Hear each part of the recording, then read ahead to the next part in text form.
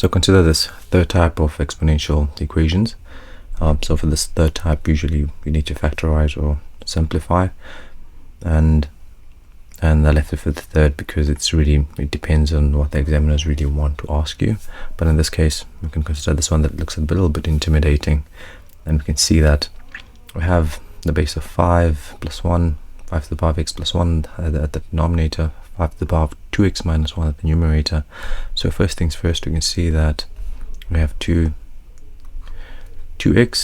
and x, and in the numerator we have 5 to the 2x minus 1. So this brings difference of 2 squares.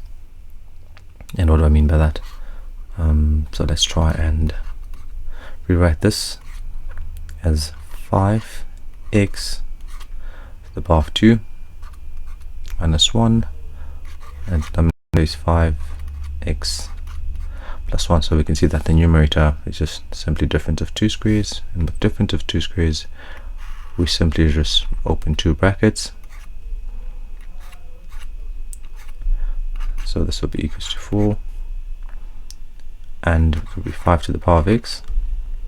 5 to the power of x, it will be 1 and 1, and with difference of 3 squares we know that the signs need to be different, so this can either be plus or minus, or you can do it vice versa. It doesn't really matter as long as the signs are different.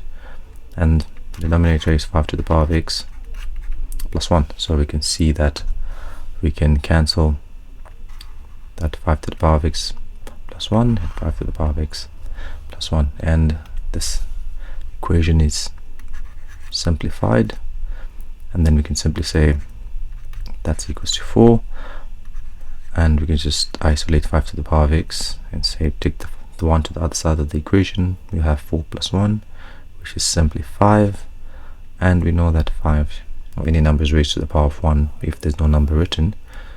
Therefore, if two exponents are equated of the same base, you drop the bases and we equate the exponents. So x is equals to 1 will be the answer of this exponential equation.